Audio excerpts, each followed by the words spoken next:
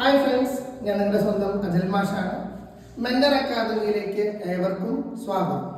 ഇന്ന് നമ്മൾ ചർച്ച ചെയ്യാൻ പോകുന്ന വിഷയം എന്ന് പറയുന്നത് NDA UPSC കണ്ടക്ട് ചെയ്യുന്ന നാഷണൽ ഡിഫൻസ് അക്കാദമിയുമായി ബന്ധപ്പെട്ട എൻട്രൻസ് എക്സാമിനെ കുറിച്ചും ആ എക്സാമിനായിട്ട് പ്രിപ്പറേഷൻ നമ്മൾ നടത്തുന്ന എന്തൊക്കെ കാര്യങ്ങൾ പഠിക്കാനുണ്ട് എന്ന് പറയുന്ന സിലബസിനെ കുറിച്ചും പലർക്കും അറിയാത്ത കുറെ കാര്യങ്ങളുണ്ട്. ഇത് പഠിച്ചു കഴിഞ്ഞു കഴിഞ്ഞാൽ ഏതൊക്കെ ലെവലിലേക്ക് പോകാനായിട്ട് സാധ്യമാണ്, എന്തൊക്കെ തരത്തിലുള്ള സാലറിയാണ് നമുക്ക് ലഭ്യമാവുക, പഠിക്കുന്ന സമയത്ത് നമുക്ക് സ്റ്റൈഫൻഡ് ഉണ്ടോ, അതുപോലെ തന്നെ ഈ ഒരു എക്സാമുമായി ബന്ധപ്പെട്ടിട്ടുള്ള പ്രിപ്പറേഷൻ എങ്ങനെയാണ് നമ്മൾ ചെയ്യേണ്ടത്, ഇതിനെ കുറിച്ച് എല്ലാവർക്കും കുറെ ഡൗട്ട് ഉണ്ട്. കൊച്ചുകുട്ടികൾ തന്നെ പറയുന്ന ഒരു കാര്യമാണ്, അവരെ സംബന്ധിച്ചിടത്തോളം ആർമിയിൽ പോകണം, അതുപോലെ തന്നെ ഫ്ലൈറ്റ് പൈലറ്റ് ആവണം, അതുപോലെ തന്നെ കപ്പലിൽ കയറണം എന്നെല്ലാം പല ആഗ്രഹങ്ങളാണ്. ഒരു 8th സ്റ്റാൻഡേർഡോ 6th സ്റ്റാൻഡേർഡോ സ്റ്റുഡൻറ്റിൻ്റെ അടുത്ത് നമ്മൾ ചോദിക്കുകയാണ്, ആരായി തീരാനാണ് നിങ്ങളുടെ ആഗ്രഹം എന്ന് പറയുമ്പോൾ അവർ പറയുന്നത് വേറൊന്നുമല്ല, നമ്മുടെ ഭാരതത്തിനെ സെർവ് ചെയ്യുന്ന, നമ്മുടെ ഭാരതത്തിന് വേണ്ടിയിട്ടുള്ള പോരാളികളാകാനായിട്ടുള്ള ആഗ്രഹം, ആ തീക്ഷ്ണത നമ്മുടെ കൊച്ചുകുട്ടികളുടെ കണ്ണുകളിൽ ജ്വലിക്കുകയാണ്. അപ്പൊ മക്കളെ, നമ്മളെ സംബന്ധിച്ചിടത്തോളം ഇന്ന് നിങ്ങൾക്ക് ഈ വീഡിയോ എന്ന് പറയുന്നത് കംപ്ലീറ്റ് ആയിട്ട് NDA എന്ന് പറയുന്ന ഒരു കോച്ചിങ്ങിനെ കുറിച്ചും ആ NDAയിലൂടെ നമുക്ക് എന്തൊക്കെ തരത്തിലുള്ള സാധ്യതകൾ, അനന്ത സാധ്യതകളാണ് നമുക്ക് NDA കൂടി ഉണ്ടാവുന്നത്, ഇതിനെ കുറിച്ചും നമുക്ക് ഡീറ്റെയിൽ ആയിട്ട് സംസാരിക്കാം. UPSC എന്ന് പറഞ്ഞിട്ടുള്ള നമ്മുടെ കേന്ദ്ര ഗവൺമെന്റിൽ നിന്ന് വരുന്ന എക്സാം ആണ് നമുക്ക് ഈ പറയുന്ന നാഷണൽ ഡിഫൻസ് അക്കാദമി എന്ന് പറയുന്നത്.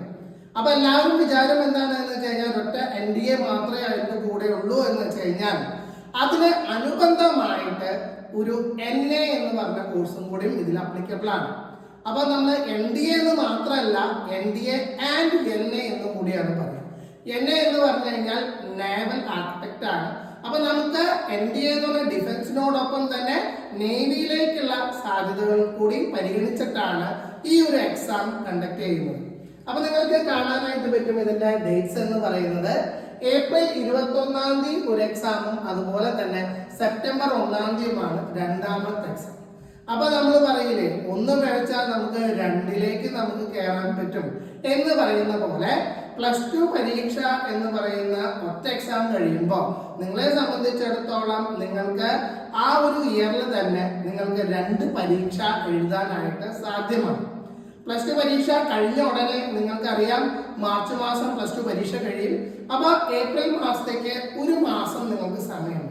കൃത്യം ഡേറ്റ് ആണ് ഏപ്രിൽ 21 എന്ന് പറയുന്ന ഡേറ്റിന് നമുക്ക് NDA 1 ആദ്യത്തെ എക്സാം നടക്കാം. അപ്പൊ ഇതിനുള്ള പ്രിപ്പറേഷൻ എന്തൊക്കെ പഠിക്കണം, എങ്ങനെയാണ് ഇതിന്റെ മാർക്കിംഗ് സ്കീം എന്നുള്ളത് നമുക്കറിയാം. ആദ്യം തന്നെ ഈ എക്സാം എന്ന് പറയുമ്പോൾ ഒരു 1 ഡേ പ്രോസസ്സാണ്. മോർണിംഗില് നിങ്ങൾക്ക് മാത്തമാറ്റിക്സിന്റെ ഒരു പരീക്ഷയാണ്. 120 ചോദ്യങ്ങളാണ് ആ ഒരു പരീക്ഷയ്ക്ക് ഉണ്ടാവുക.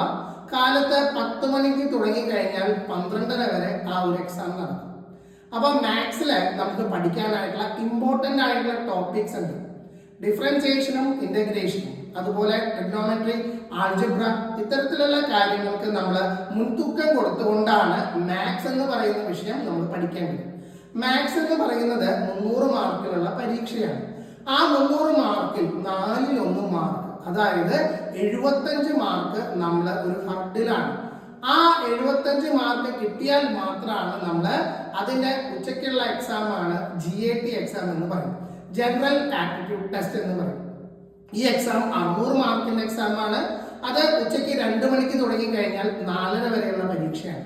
150 ചോദ്യങ്ങളുണ്ട്, 4 മാർക്ക് വീതമുള്ള ക്വസ്റ്റ്യൻസ് ആണ്. അപ്പൊ 600 മാർക്ക്, അങ്ങനെ 300 400 കൂട്ടി 900 മാർക്കിന്റെ എക്സാം ആണ്. ഇനി ഈ ജനറൽ ആപ്റ്റിറ്റ്യൂഡ് ടെസ്റ്റ് എന്ന് പറയുന്ന എക്സാമിന് സ്പ്ലിറ്റ് അപ്പ് ഉണ്ട്. നമുക്ക് പഠിക്കേണ്ട വിഷയങ്ങളും അതിന്റെ അനുബന്ധമായിട്ടുള്ള മാർക്കുകളാണ് ഇവിടെ രേഖപ്പെടുത്തിയിട്ടുള്ളത്. ഇംഗ്ലീഷ് ആണ് ഒന്നാമത്തെ എക്സാം. നമുക്കറിയാം ഇംഗ്ലീഷിന്റെ മാർക്ക് എന്ന് പറയുന്നത് എത്രയാ, 200 മാർക്സ് ആണ്. അതേപോലെ ഫിസിക്സിന് 100 മാർക്ക്, ബയോളജിനെയാണ് ജനറൽ സയൻസ് എന്ന് പറയാ, അതിന് 40 മാർക്കാണ്, കെമിസ്ട്രിക്ക് 60 മാർക്ക്.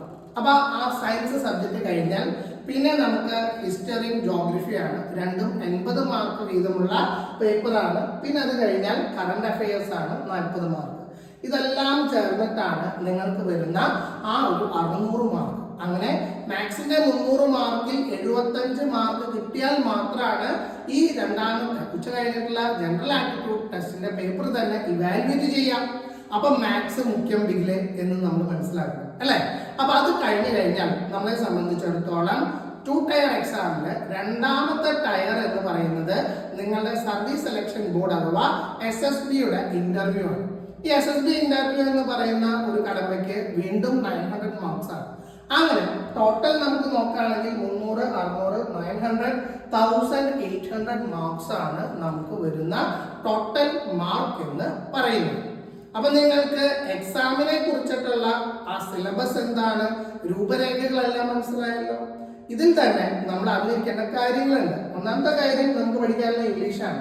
200 മാർക്കിന്റെ ഇംഗ്ലീഷ് എന്ന് പറയുമ്പോൾ നമ്മൾ അവിടെ കോൺസെൻട്രേറ്റ് ചെയ്യുന്നത് ഗ്രാമറിലേക്കാണ്, പ്രൊനൗൺസിയേഷൻ, അങ്ങനെയുള്ള പല കാര്യങ്ങളും നമുക്കറിയാമല്ലോ. ആ പറയുന്ന സെന്റൻസ് കറക്ഷനും അതുപോലെ തന്നെ grammatical error correction, active voice, passive voice, അങ്ങനെ പറഞ്ഞിട്ടുള്ള പല കാര്യങ്ങളും നമുക്ക് ആ ഒരു ഇംഗ്ലീഷിലെ സെന്റൻസ് കറക്ഷൻ പോലെയുള്ള കാര്യങ്ങൾ വരും. രണ്ടാമത്തെ ഭാഗമാണ് ഫിസിക്സ്. 100 മാർക്കിനാണ് വരുന്നത്.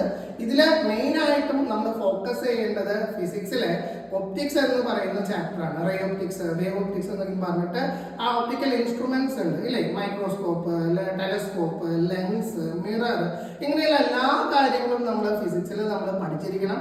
അതുപോലെ തന്നെ ഇലക്ട്രോസ്റ്റാറ്റിക്സ്, കറന്റ് ഇലക്ട്രിസിറ്റി, അതുപോലെ magnetism, electromagnetic induction, electromagnetic waves, ഇതൊക്കെ നമ്മൾ ഫിസിക്സിൽ വളരെ പ്രധാനപ്പെട്ട ടോപ്പിക്സ് ആണ്.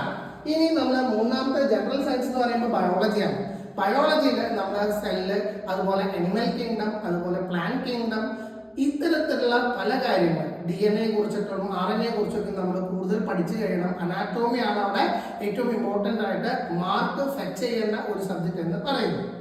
ഇനി കെമിസ്ട്രിയിലേക്ക് നമ്മൾ കിടക്കുകയാണെന്ന് വെച്ച് കഴിഞ്ഞാൽ പ്രോബ്ലംസ്, മൊളാലിറ്റി അങ്ങനെ പറഞ്ഞിട്ട് നമ്മൾ കെമിസ്ട്രിയിൽ ഫസ്റ്റ് ഇയറിൽ പഠിക്കുന്ന ബേസിക് കെമിസ്ട്രിയും അതുപോലെ തന്നെ നമുക്ക് +2 സൊല്യൂഷൻ എന്ന് പറയുന്ന ചാപ്റ്റർ നമുക്ക് വളരെ ഇമ്പോർട്ടൻ്റ് ആണ്. പീരിയോഡിക് ടേബിൾ എന്ന് പറയുന്നത് നമുക്ക് വളരെ ഇമ്പോർട്ടൻ്റ് ആണ്.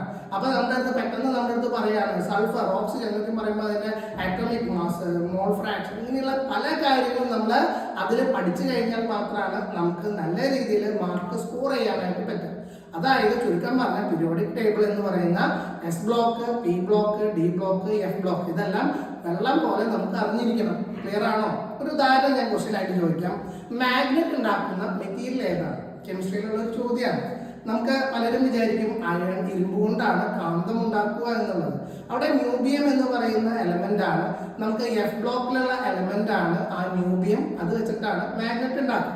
അപ്പൊ അത്തരത്തിലുള്ള സിമ്പിൾ ആയിട്ടുള്ള ടിപ്സും ട്രിക്സും അറിയാമെന്ന് വെച്ച് കഴിഞ്ഞാൽ കെമിസ്ട്രി വളരെ സിമ്പിൾ ആയിട്ട് നമുക്ക് പവർഫുൾ ആയിട്ട് പഠിക്കും. ലാസ്റ്റ് ആണ് നമുക്ക് വരുന്നത് ഹിസ്റ്ററി ആൻഡ് ജോഗ്രഫി. നിങ്ങളോടൊരു ചോദ്യം ചോദിക്കുകയാണ്, ഫ്രഞ്ച് വിപ്ലവം, ഫ്രഞ്ച് റെവല്യൂഷൻ എന്നാണ് ആരംഭിച്ചത്? പഠിക്കാനായിട്ട് പെട്ടെന്ന് ചോദിച്ചു കഴിഞ്ഞാൽ ആൻസർ എന്താണെന്ന് അറിയണം, വേണ്ടേ? 1789 പഠിക്കാൻ എളുപ്പം. 1 കഴിഞ്ഞാൽ 7, 8, 9 അല്ലെ?